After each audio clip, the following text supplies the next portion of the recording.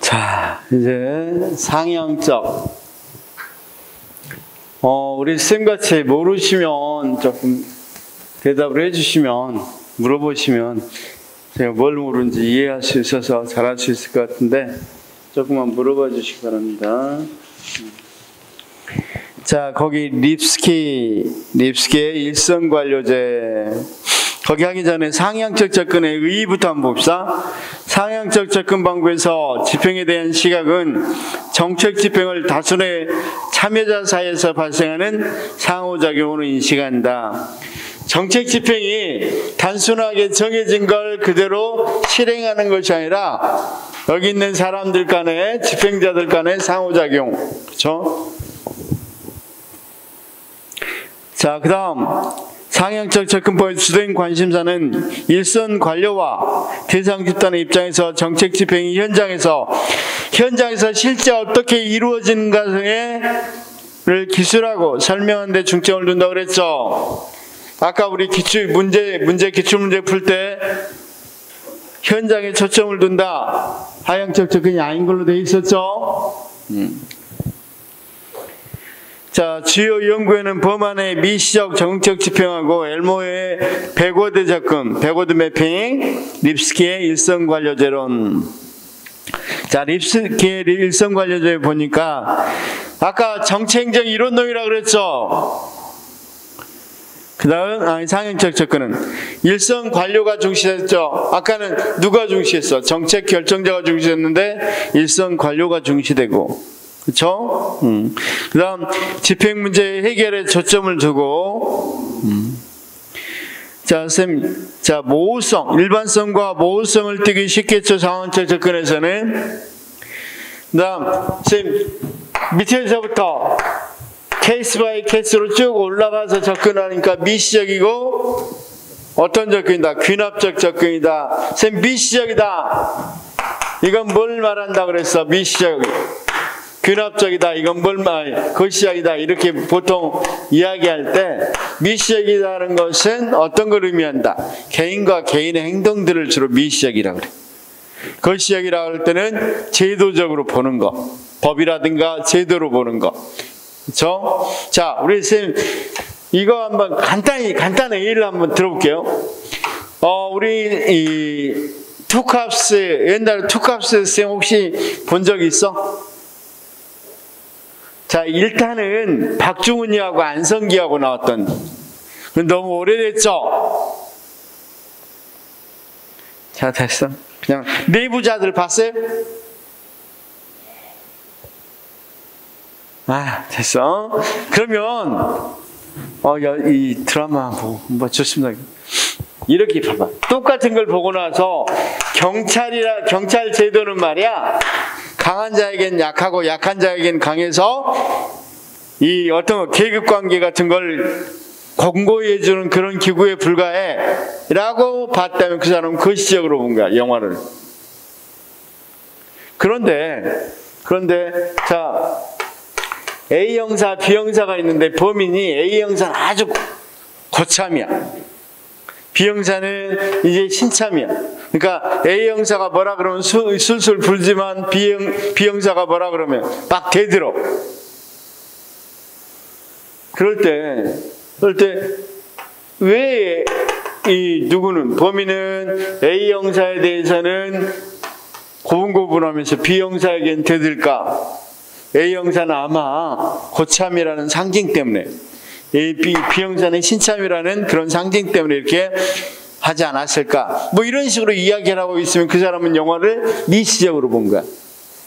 그러니까 미시적인 건 제도로 보는 게 아니라 이렇게 개인과 개인의 관계로 본다는 거야. 그러면 상향적 접근은 귀납적이면서 개인과 개인의 관계로 이렇게 본다는 거죠. 특히 개인과 관계, 공무원과 공무원 또는 공무원과 대상자들, 거기 서비스 받는 대상자들이 있겠죠. 시민들 관계를 보는 거. 먼저 그래서 립스키는 자, 개념 일성관료제라는 건 뭐냐? 이렇게 되어 있습니다. 하위적 관료로 구성된 공공서비스 집단으로서 임무 집행 시에 실질적인 재량권을 행사하는 공무원을 일선관료라고 그런다. 그쵸? 일선관료. 그럼 자, 재량권을 지녔어 안 지녔어? 일선관료는 그러면 아까 행복복지센터에 있었던 복지 관련 업무를 하고 있는 공무원. 그 다음 학교에서 교사. 일선관료죠? 그쵸? 재량권이 있어 없어?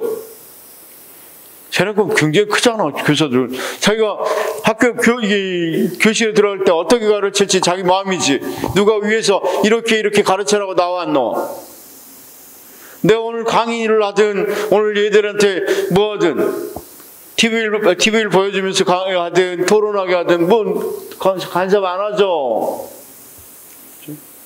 자, 내가 A를 시키든 B를 시켜야만 해야 된다. 이런 게 어디가 있어? 이런 게 일선관료라는 거예요, 일선관료. 그 다음, 당연히 이 어디 같은 경우, 저기,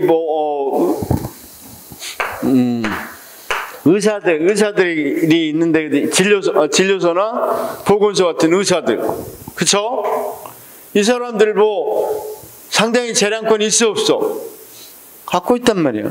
그러면 그런 사람들 일선관료라고 하고 서비스 제공에 있어서 상당한 재량권을 보유하고 있고 업무가 기계적이보다는 인간적 차원에서 대처할 사항이 많이 있다. 그렇죠? 업무가 기계적으로 정해져. 자, 우리가 학교만 보더라도 기계적으로 정해져 있어. 여기 사람이 거기같이 인간적 차원에서 많이 결정돼. 인간적 차원에서 많이 결정되죠. 우리가 결석을 하더라도 화를 내더라도 자기가 아파서 결석했다 하는 경우고 놀러 가기 위해서 결석 다르잖아. 그쵸? 그 다음 그 사람들은 불충분한 자원이고 여러분 당연히 복지과에 있는 사람도 많은 자원이 있는 거 아니죠? 그쵸? 이게 자원이라는 건 다양하게 말해. 자기 시간이 한정 없지도 않고 정해진 시간만 해야 되고, 그렇죠? 그렇다고 해서 여러 군데 다 다닐 수 있는 차량을 제공된다 이런 것도 아니죠. 자, 그다음 권위에 대한 위협과 도전에 항상 선생님들 요즘 TV에 그래도 이제 복지센터 같은 경우는 많이 안 하는데 그래도 거기에 막 술 취해서 들어와서 위협하고 왜 나는 그 대상이 안 됐느냐 위협한다고 하는 것도 많이 보죠.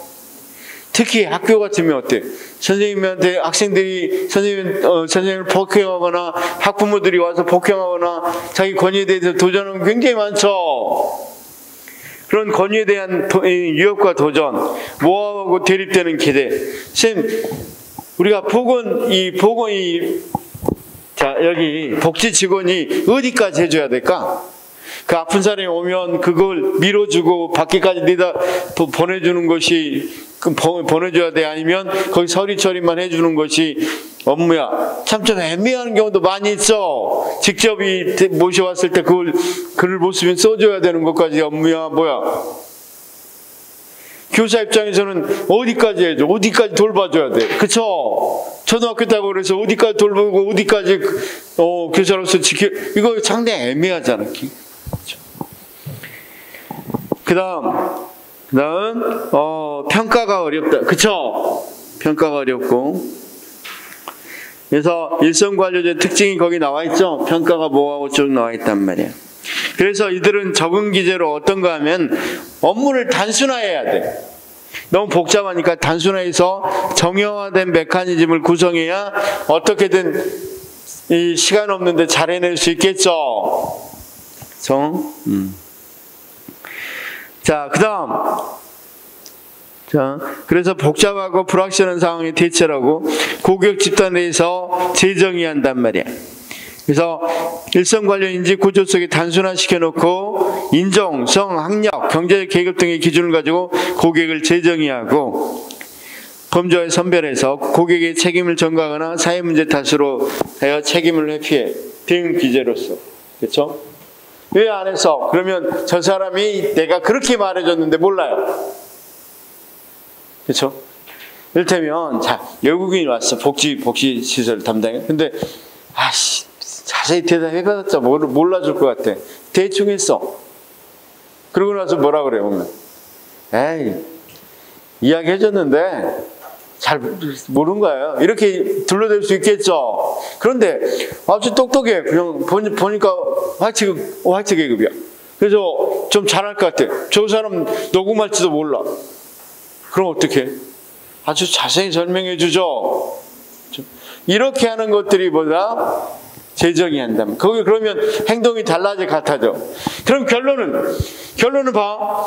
정해진 정책 결정이 쭉 그 정해진 대로 내려오는 거야. 일선관료에서 다 이것들이 다시 결정되는 거야. 일선관료 입장이 어떤 거였냐에 따라서 이게 무엇이든지 그대로 잘 진행될 수도 있겠지만 진행 안 될 수도 있어 없어. 그래서 우리 이렇게 한번 봐봐. 선생님들 학교 다닐 때 교육 과정이 달라졌다 그래서 학교 현장에서 달라진 거 하나도 없죠.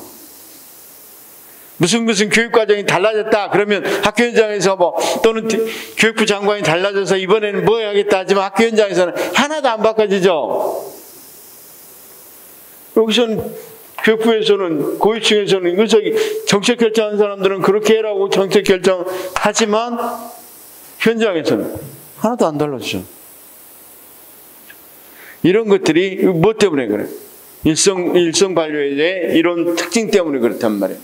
그러면 이런 걸 연구해야 어떻게 하면 이런 걸 연구해야 왜 아까 정책 결정이 실패했는지를 제대로 알 수 있겠어 없겠어? 제대로 알 수 있겠죠. 그리고 현장에서의 이런 연구들의 일을 잘 보여야 돼. 해야 어떻게 정책을 내릴 때 어떻게 변형돼서 반영될 수 있는 거고 어떻게 하면 좀 더 나은 방향으로 바꿔줄 수 있는 거고 이런 것들 파악할 수도 있겠죠. 그래서 그런 것들이 보다 적응 방식이 일선관료죠.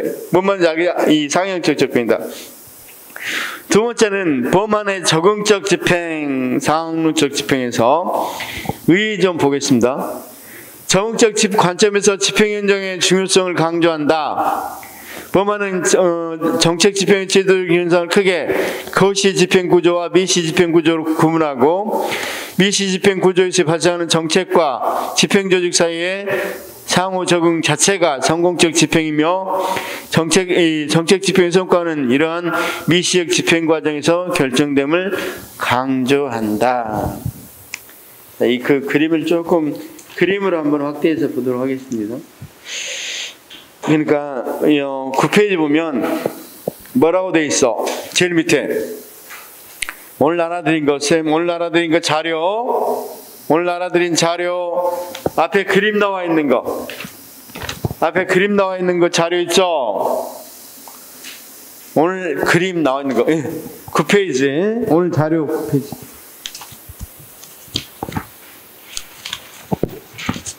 이렇게 그림 그려져 있는 거, 그래프 그림 그려져 있는 자료 있죠. 오늘 수업 자료라고 한 거, 문제 말고 자료라고 한 거 9페이지 보면 먼저 제일 밑에 정형적 집행과 적응적 집행이란 말이 있죠. 그런데 범안은 거시적으로 집행하는 것은 정형적 집행이 될지 모르지만 미시적일 때는 적응적 집행이 일어난다는 거야. 그럼 구체적으로 그런 집행이 어떻게 일어나는가 봐봐.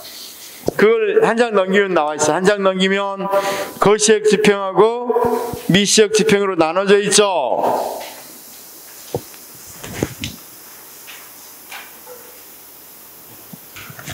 자, 거시적 집행하고 미시적 집행을 나눴는데 거시적 집행은 거기 뭐라고 돼 있어? 이거 영어 좀 알아둡시다. 행정, 채택, 미시적 집행, 기술 타당성 이 네 단계로 이루어졌다는 거죠. 이건 하향적으로 접근한 거나 마찬가지야. 어느 정도는. 그런데 거기 있다시피 그러면 행정은 뭐냐? 정책을 구체적 사업으로 전환하는 거. 우리가 정책이라는 거죠. 우리가 복지 정책 이걸 구체적 사업으로 그래서 이런 노인들에게 뭐 해준다 이런 사업으로 변화시킨 걸 뭐라고 그런다? 행정이라고 그런단 말이에요. 이런 거 많이 있잖아. 그쵸? 그 다음 이걸 다시 채택이라고 하는 것은 뭐라고 그랬어? 사업이 실제 집행 현장인 지방정부에서 채택하는 거예요. 그쵸? 자, 봐. 복지에서, 노인복지에서 노인 요양 사업을 이야기한다 그래. 요양 사업으로 노인 복지 정책을 노인 요양 사업 이렇게 하는 것은 행정이야. 노인 요양 사업을 어디에다 하려고 해? 여기 이제 미추홀 구에 세우려고 해. 그럼 이 미추홀 구나 또는 어디 인천광역시장이 받아들이는 걸 뭐라고 그런다? 채택했다고 그래. 그럼 우리 여기서 세우겠다. 그러니까 대단지 노인 요양 사업을 인천에 추진하기로 했어. 그럼 그걸 받아들인 걸 채택이야. 그 다음 당연히 뭐 하겠어? 이걸 채택되면 집행 현장에서 맞게 사업을 실행 사업으로 노인 요양 사업을 구체적으로 어떻게 이제 실행해야 되겠죠. 그쵸? 노인 요양 사업을 위해서 노인 요양병원을 세운다든가, 또는 보호주간. 여러분, 이런 거 알고 계신가요? 노인들도 유치원같이, 와서 뭐하고, 9시부터 6시까지 놀고, 노인들끼리 노시고, 그 다음 또 집에까지 데려다 주고, 그런 사업이, 주간보호라고 하는 사업이야. 그러면 이런 것들을 노인 요양 사업 했지만 구체적으로 하면 노인 주간보호 또는 노인 요양병원 이렇게 구체적으로 내려가야 되겠죠. 그런 걸 뭐라고 이야기해? 그런 걸 미시적 집행이라고 이야기한단 말이에요. 그 다음 거기 기술이 뭐가 실행사업과 정책 성과의 관계, 그렇죠? 정책 성과로 산출되는 것을 뭐라고 그런다? 거기 기술적 타당성 이렇게 부른단 말이에요. 그런데 미시적 집행 봐봐. 미시적 집행. 실제로 그러면 이제 아까 어떤 거 한다? 미시적 여기 집행이었으니까 아까 거시적 집행 세 번째 단계 거기 부분을 세밀하게 보는 게 미시적 집행이겠죠. 그 세 번째 단계 있잖아. 거시적인 부분에서 실제로 이거 사업을 만들어서 이렇게 하는 거. 자, 거기 보면 그런 사업에는 뭘 사용한다? 동원, 그 다음 전달자 집행, 그 다음 제도화 이런 것들을 활용한다는 거야. 그러면 자, 동원은 뭘 이야기한다 그랬어요? 실행사업이 집행을 위해서 계획 수립 및 정치적, 관료적, 사회적 지지를 확보하는 게 동원이야. 그럼 여기 봐봐. 여기 할 때. 여기 있는, 자, 지금, 아까 노인 요양병원 세운다 그랬죠? 그 다음 여기 보호주간, 노인 주간 사업, 그러니까 노인 쉽게 말해서 이런 말씀들은 좀 외람될지 모르지만 유치원 사업, 노인 유치원, 뭐 이런 식으로, 옆에가 좀 있네. 그런 사업을 해. 이런 사업을 이렇게 했을 때, 거기 사업에서 여기 구청장이라든가 또는 여기 시민들의 지지가 있어야 되겠어, 없어야 되겠어? 이를테면 이런 말씀들 좀 죄송하지만 뭐 혐오시설이라고 생각하고 안 해, 하지마 이래버리면 좀 곤란하겠죠. 그러면 그것들에 대해서 지지를 얻기 위한 활동들을 뭐라고 이야기한다? 동원활동이라고 이야기한다. 그 다음 이제 거기 뭡니까? 전달자 집행. 이제 실제로 집행하려고 할 때 정책에 적응하느냐 기관에 적용하느냐에 따라서 둘 다 잘 적용되는 걸 뭐라고 부른다고? 상호 적응이라고 부르죠. 한쪽만 잘 되는 걸 기술적 학습, 뭐일 땐 둘 다 안 되는 걸 무집행. 자, 한쪽만 잘 되고 흡수 이런 식으로 했는데 상호 잘 되는 걸 뭐라고 부른다? 서로 간에 잘 운영되면 상호 적응이라고 부른다. 그렇죠? 상호 작용, 상호 또는 상호 적응. 그 다음 제도화. 자, 조직 절차가 일부분으로 정책이 실제로 정형화되는 과정이다. 이런 과정을 통해서 정책이 집행된다. 그런데 자, 여기 봐봐요. 이게 거시적으로 이렇게 쭉 되는데 실제 성공 여부는 뭐가 중요하겠어?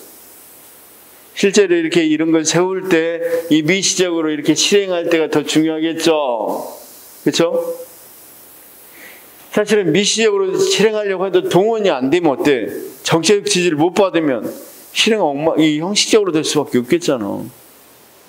그 다음 기관 적응이라든가 또는 정책에 적응이 못 해버리면 기관 적응이나 정책 적응을 자 무슨 말이냐면 아까 노인복지사 뭐 주간보호 이런 것들에 대해서 그 정책에 대해서 잘 몰라. 어떻게 해야 될지 몰라. 그러면 이거 정책이 실제 실행되는데 상당히 어려움이 있겠어 없겠어? 적응이 안 되면. 그렇죠?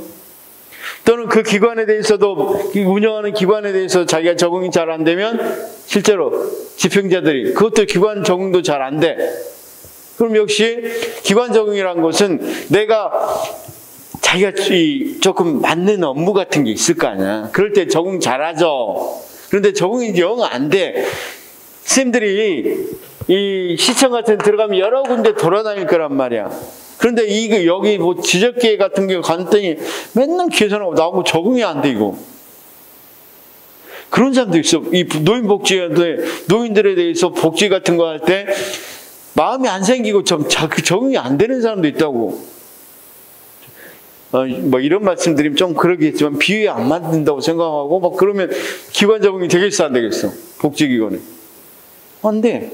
그럼 당연히 둘 다 안 되면 안 해버리겠죠. 거기 뭐라고 돼 있어? 무집행이 돼버리죠. 근데 둘 다 잘 적응했어. 그럼 그럴 땐 상호 적응이라고 부른다고. 이해됐어요? 자, 그 다음, 이제 그걸 이제 정형화되는 걸 제도화라고 그러는데, 결국은 이 부분이 제일 중요하겠죠? 그러니까, 미시적인 집행이 이 부분이 중요하겠죠? 그래서 이 부분이 어떻게 이루어지는가를 중점적으로 봐야 된다. 이것보다는, 거시적으로 이렇게 이루어지는 것보다는 이 부분에 중점을 둬야 된다고 그랬으니까, 상향적 접근이죠? 그 다음, 엘모의 백워드 접근. 자, 우리가 백워드 반대말은 뭐겠어? 우리가 백워드 반대는 포핸드, 포워드, 그쵸? 그래서 포워드라는 게 포워드가 있으면 백워드가 있겠죠? 그쵸? 그러니까 포워드는 이렇게 순서대로 사향적으로 이렇게 접근한 걸 포워드. 밑에서부터 위로 올라가는 것을 백워드라고 하겠죠. 그럴 때 이건 상향적 접근이다. 그러면 엘모는 뭘 강조하겠어? 이런 상향적 접근을 강조한단 말이에요. 그렇죠? 그래서 읽어보겠습니다. 엘모드는 전방위적 집행, 포워드 집행과 백워드 집행을 나누고 상향적 접근으로 구분하고, 그러니까 하향적 접근과 상향적 접근으로 구분하고 결정자가 집행의 모든 과정을 통제할 수 있다는 전방향적 하향적 접근에 가장 의무를 제기하면서 집행 현장에서 출발하여 정책 개선까지 살펴보는 후방향적 접근을 강조한다. 그렇죠? 후에 엘모에는 성공적 집행 조건으로 양 접근을 통합한 상호 가역성의 논리를 특히 일선 집행관료들의 집행 문제를 해결하기 위해서 좋지 않은지를 서술하고 그런 행동 절차를 위반하는 조직의 운영 절차를 파악하고 일선 집행계층부터 상위계층으로 탐색하면서 집행에 필요한 재량과 자원을 파악하고 집행에 가장 큰 영향을 행사하는 조직 단위의 그 재량과 지원을 집중시키고 문제에 가장 접근해 있는 지점의 재량을 극대화함으로써 시스템의 문제를 해결해야 우리가 원활한 정책 집행이 잘 된다고 생각하는 게 누구다? 엘모어랍니다. 자, 상황적 접근의 장단점에서 실제 집행 현장에 대한 정확한 설명이 강조되고 장점으로 공식 문서에 나타나지 않는 정책의 비의도적 효과 및 중간 매개 집단 파악이 아까 우리가 문제 풀 때 이 지문 나왔었죠. 이건 무엇의 장점이다? 상향적 접근의 장점이죠. 다수 정책이 경쟁하는 상황에 적합하고 지역 간의 집행상의 차이 파악에도 상향 접근이 유리하겠죠. 그러겠죠? 단점은 집행을 너무 강조하니까 집행만 빠지기 쉽고 대정치, 원래 누가 국민의 의사를 반영해? 위에서 국민의 의사를 반영해서 쭉 내려와야 되는데 이렇게 되면 공무원 의사만 반영될 수 있겠죠. 그래서 민주정치를 무시할 수 있다. 공식 목표는 중요하지 않기 때문에 집행 내용을 객관하기도 어렵다. 무슨 말인지 알겠죠? 그러면 이 문제에 대해서 잠시 문제를 좀 풀어보시면, 자, 상향적 접근에 대한 문제를 한번 풀어보겠습니다. 그 문제를 풀어보기 전에 아까 하향식 접근에서 8번에 기억에 뭐라고 돼 있어?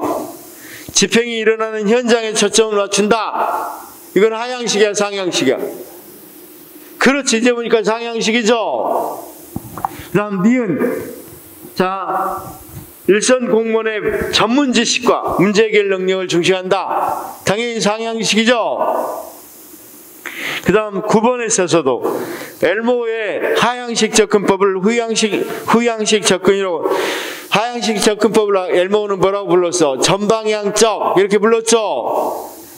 백워드 접근법은 하향식이 아니라 상향식이었죠. 그 다음 그 밑에 10번도 한번 봐봐.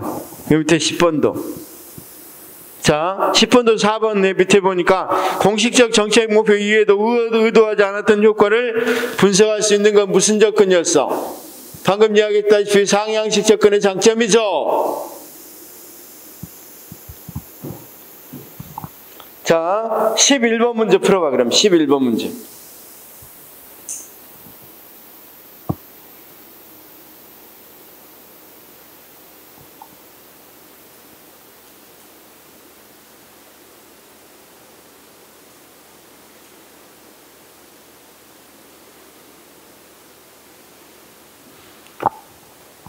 자, 11번 문제도 금방 답이 나오죠. 우리가 한입모형적인 정책 결정은 당연히 이건 하향적일 거고, 니은 맞아 틀려? 맞고, 디귿 일선 공무원 맞죠? 아까 지문이 그대로 사용됐죠? 리을 구입부다 이거 맞죠? 이제 미음은 객관적으로 평가할 수 없다는 것이 단점이었죠. 그쵸? 아까 방금 상향적에 있어서의 접근의 단점 보니까, 단점 제일 밑에 보니까 공식 목표는 중요하지 않기 때문에 집행 내용을 객관화하기 어렵다 이렇게 돼 있죠. 자, 13페이지 거기 상향적 접근의 장단점에서 단점 봐봐. 거기 있는데 그 지문하고 비교하니까 완전히 거꾸로 돼 있죠. 4번 니은, 디귿, 리을 느낌이 와요? 좋습니다. 그 다음 12번 문제. 시험 문제가 정책론에서 제일 어려운 부분이 이 부분이야. 사실은 시험들이 제일 많이 틀리는 부분이야.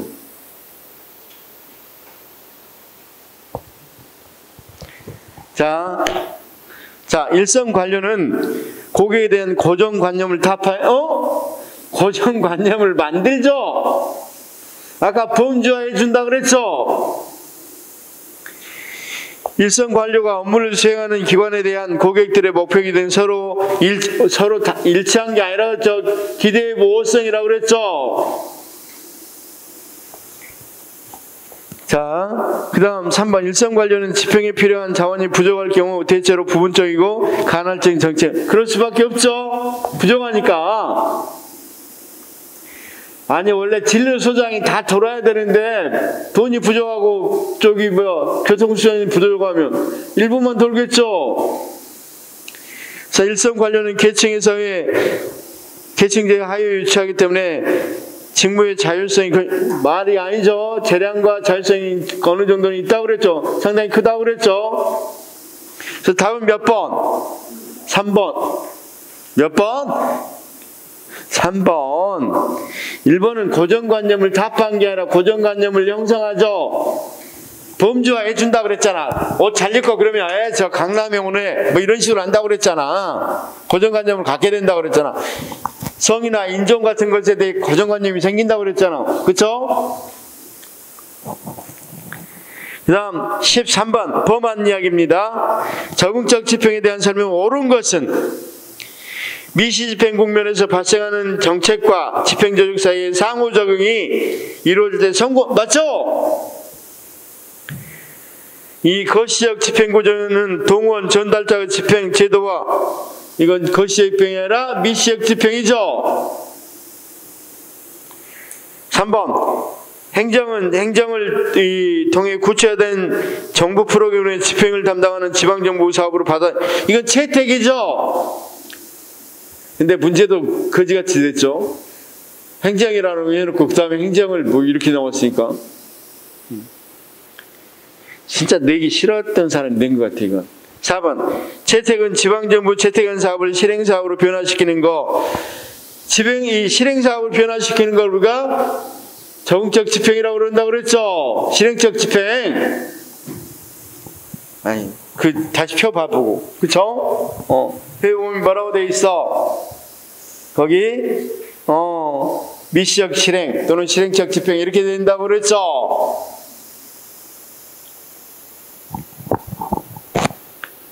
선생님, 여기까지 좀 알겠어?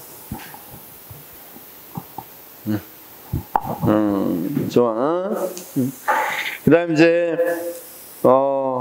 통합접근. 통합접근은 뭐라 한다? 상향적이고도 하향적인 걸 다 통합한다. 그쵸? 그럴 때, 거기 사바티니에 뭐가 있습니까?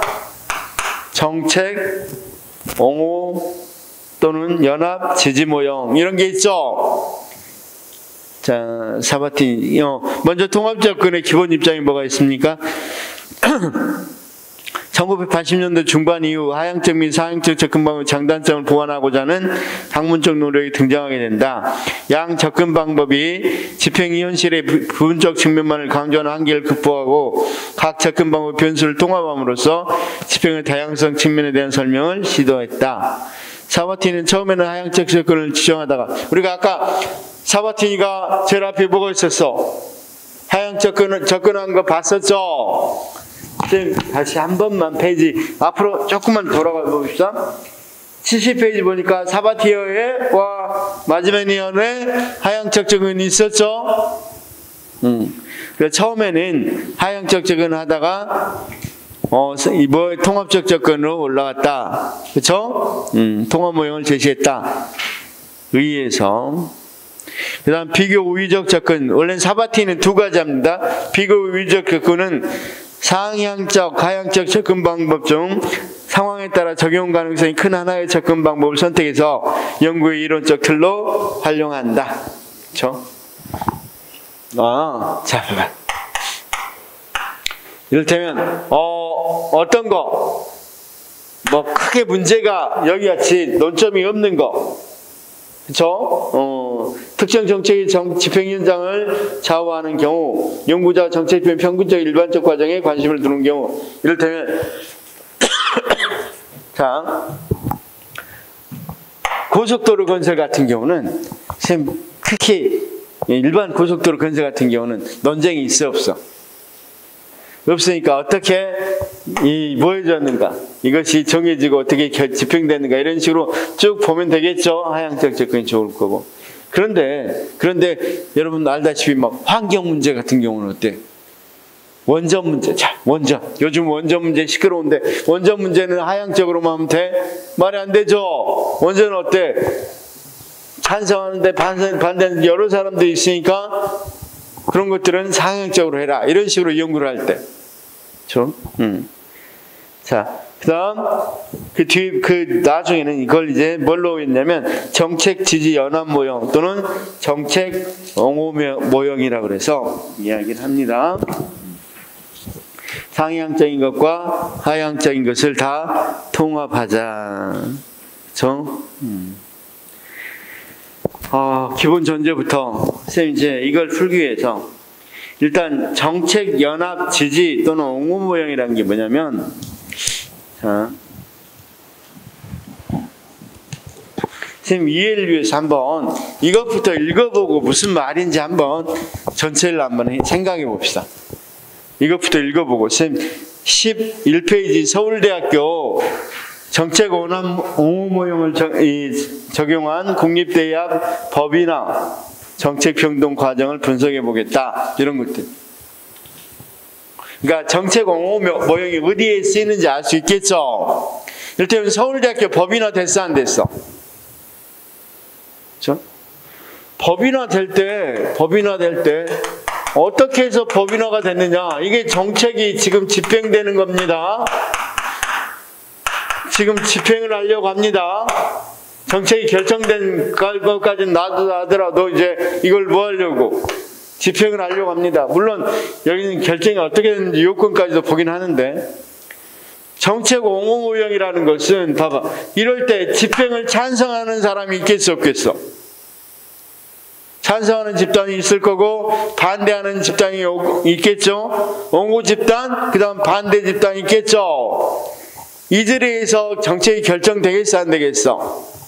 그래서 거기 한번 읽어보겠습니다. 자, 밑에는 이제 본 연구는 쭉 있으니까 사바티에 대해서 한다고 그랬고, 첫째, 국립대학 법인화 정책에서 정책 변동에 영향을 미치는 위해적 변수는, 자, 거기 표랑 같이 보면서 봐봐. 위해적 변수. 위해적 변수는 장기간에 걸쳐서 점진적으로 변하는 안전적인 위해적 변수와 비교적 단기간에 발생하고 영향을 미치는 역동적인 위해적 변수로서 국립대학 법인화 정책에 직접적으로 정책 변동을 촉진하는 것으로 분석하였다. 이러한 국립대학 법인화 정책의 안정적인 위해적 변수의 영향은 우리가 신자유 정책, 쭉 추진해 왔던 거죠. 자, 신자유 정책 알잖아. 신자유 정책은 어떤 거라고 그랬어? 민영화하는 거야. 그럼 국립대학인 서울대학교를 법인화돼서 민영화하자는 거야. 민영화죠.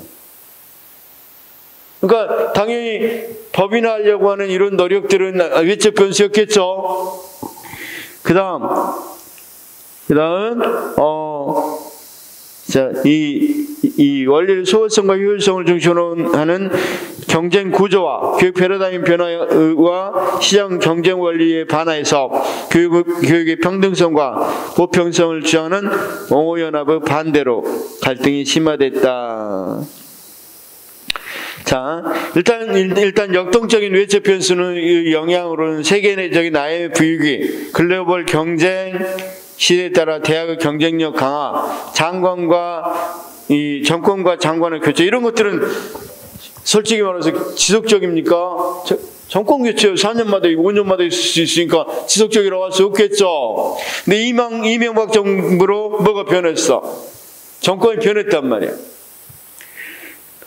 따른 서울대 법인화가 정책 핵심 의제로서 채택과 일본 국립대학의 일괄적인 법인화 전환 시행 등의 변화에 따라 법인화 추진 정당성을 확보함으로써 그 지지 세력인 옹호연합의 확장과 자원을 제공해서 정책 변동이 촉진되었다. 그러니까 결국은 이 법인화 정책은 변동이 되는데 어떤 집단과 옹호 집단과 반대 집단이 있는데, 그때 환경은 누구의 집단에게 유리했다는 거야?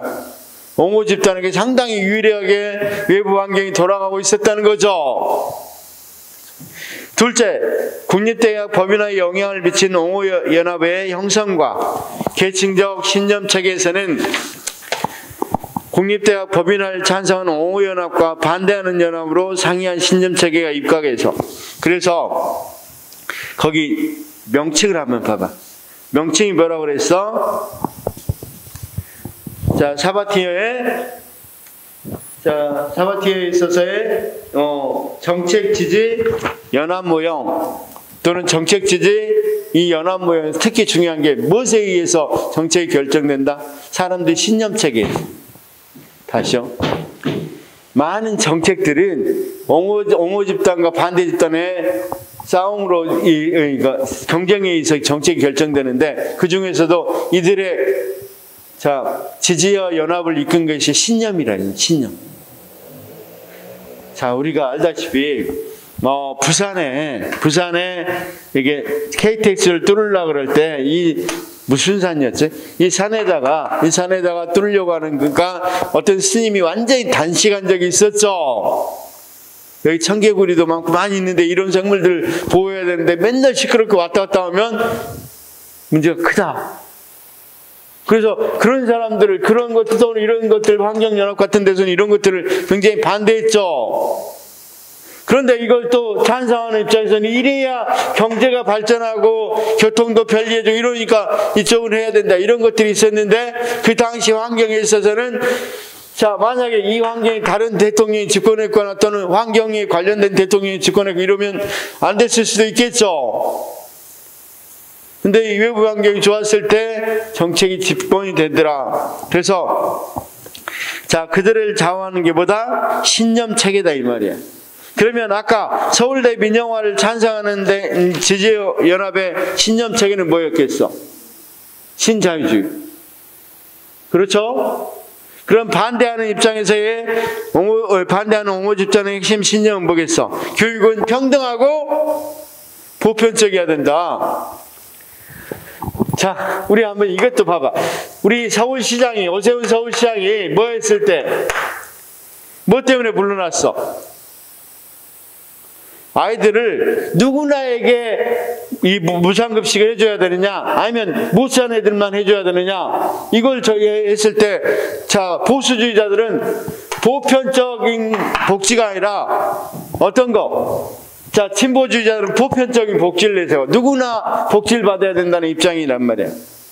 근데 보수주의자들은 그럼 보편적인 복지에 대해서 반대적인 신념을 갖고 있죠. 그러니까 당연히 오세훈 시장은 뭐 한다? 가난한 사람들까지, 부자들까지 왜 먹이냐? 가난한 사람들만 주자. 이렇게 이야기했는데, 보수주의자, 이 진보주의자. 그러면 밥 먹고 있으면 가난한 애들이 이 부자 애들하고 나눠 놓으면 얼마나 부자 애들과 가난한 애들이 찢어지겠니? 그쵸? 얼마나 따돌림 당이겠어. 야, 너 급식 먹냐? 그럼 안 먹은 사람들은 부자고 먹는 애들은 가난한 애면 낙인 되겠죠? 그러니까 그냥 같이 주자, 이런 입장이고, 또는 보수자 입장에서 틀린 건 아니죠. 돈 재정이 제한됐는데 다 주면 뭐 어떻게 해? 못 사는 애들 그 정도는 감 내야지, 이렇게 나온단 말이야. 그래서 결국 투표에서 지긴 안 했는데 통과 못해서 물러났잖아요. 그런 정책들은 다 무엇 때문에 일어난다? 신념 때문에 일어나는, 신념. 자, 그래서 봐.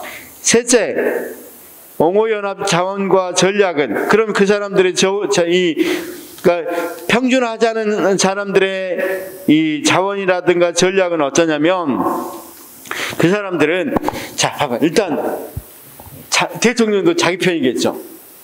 이명박 대통령이 자기 편일 거 아니야. 장관도 자기 편이겠죠. 그 다음 예산도 자기가 어느 정도는 자유롭게 쓸 수 있겠죠. 그래서 교육부 장관이 서울대학교 반대하는 교수들을 뭐 한단 말이에요? 회의해, 회의. 야, 민영화해. 그러면 우리가 지원도 더 많이 해줄게. 그러면 어떻게 되겠어? 당연히 옹호보다는 지지보다는 무한 세력에 의해서 법인화를 지지하는 세력들이 훨씬 더 강해지겠죠. 그렇죠? 그래서 그 사람들의 정책이 통과되겠죠. 그렇죠? 그래서 그런 내용들이, 자, 여기 사례로 들어요, 사례. 여러분들은 사례를 좀 읽어볼 필요가 있단 말이에요.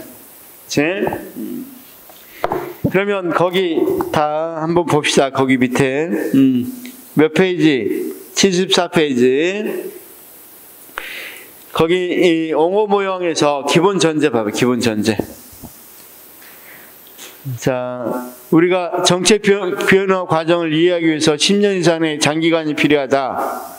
정책 변화를 이해하기 위한 분석 단위로 다양한 수준의 정부에서 활동하는 행위자들을 모두 포함하는 정책 하위 체제에 중점을 둔다.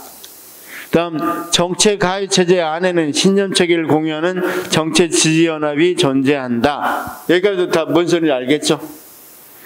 그 다음 분석 방법으로는 일선 현장의 정책 문제와 일선 행정조직에서 상향식 접근 방법으로 검토를 시작해서 광범위한 공공 및 민간 분야까지 확장하면서 행위자들이 전략적 행위를 검토한다.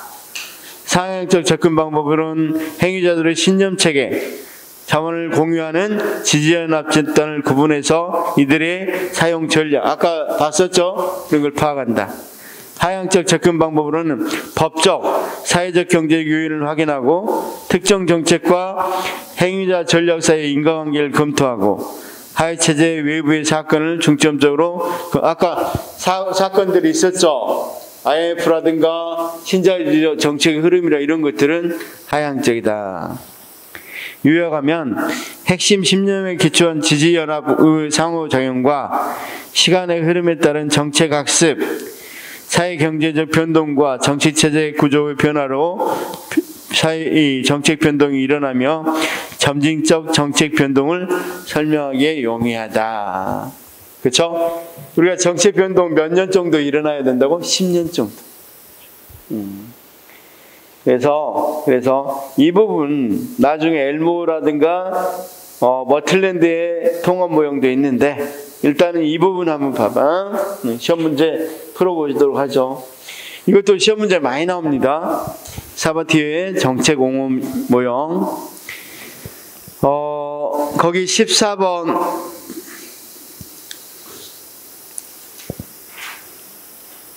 자, 정책 옹호 연합 모형에 대한 설명으로 가장 적절하지 않는 것. 가장 적절하지 않는 거 한번 풀어봅시다. 14번 가장 적절하지 않는 거.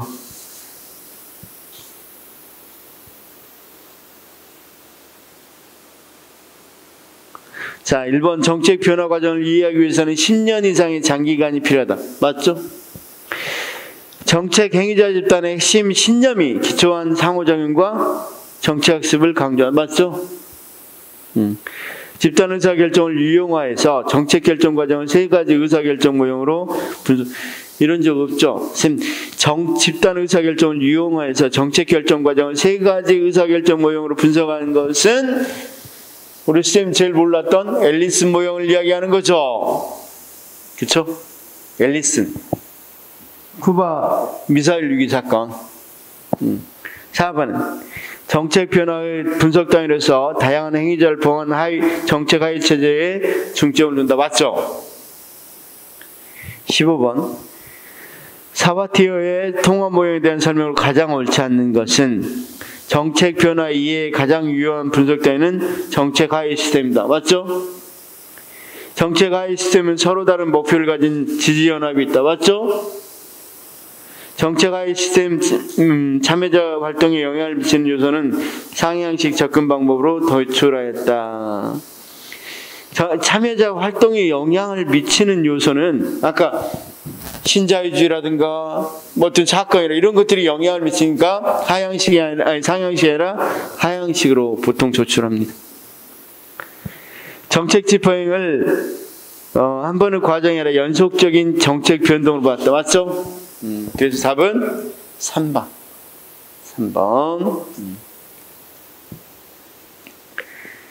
자,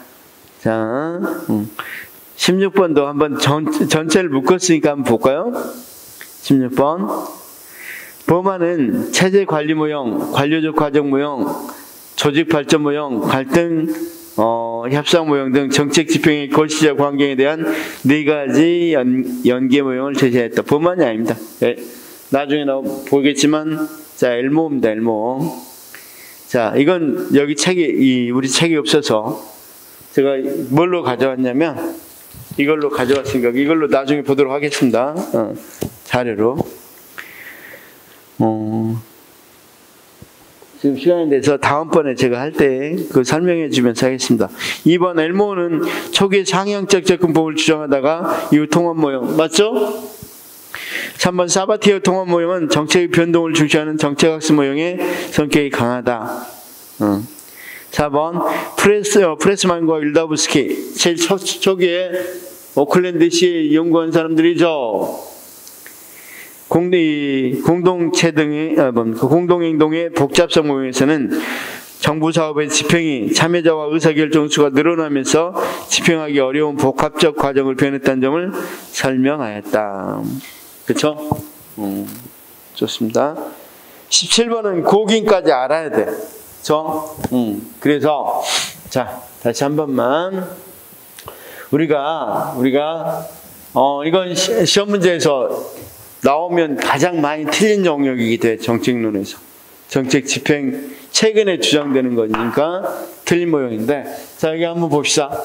하향적이고 상향적이고 통합적이다. 그렇죠? 그럴 때 하향적, 상향적, 통합적에 대해서 각각의 예시를 잘 알아두셔야 돼요. 각각의 어떤 거 입장하고 연구자들을 알아두셔야 돼요. 그렇죠? 아까 하향적은 딱 하나라서 좋았었죠? 사바티하고 매즈메니언. 그렇죠? 마즈메니언. 거기에 하향적 접근이 있었고, 그 다음 상향적 접근에는 어떤 연구들이 있었어? 립스키의 일성관료제. 그 다음 엘모의 백워드 접근법. 그쵸? 이런 것들이 다, 그 다음 보만의 적응적 학습, 적응적 실행. 그쵸? 그 다음 통합적 접근에서 이제 하나 봤는데 어떤 거? 사바티의 정책, 또는 정책 지지 연합 모형. 그쵸? 그래서 사바티어를 마지막으로 설명해 보면 옹호 집단과 지지 집단과 반대 집단에서 정책이 결정된다. 이건 상향적이겠죠. 그렇지만 결국은 어떤 것도 영향을 미쳐. 여러 가지 정책이라든가 안정적인 변수 흐름이라든가 신자유주의 흐름이라든가 또는 여러 가지 외부 사건도 영향을 미쳐. 그걸 따라서 연구를 해보는 것은 하향적. 그러니까 우리가 이걸 뭐라고 부를 수 있겠어? 통합적 접근이라고 부를 수 있겠다. 그럼 되겠죠? 자, 됐고 이 부분 중요하고 이해가 잘 안 되니까 쌤도 한 번만 읽어오시기 바래. 다음 주에 좀 정리하고 평가하고 정책론 끝내겠습니다. 자, 쌤들 수고하셨습니다.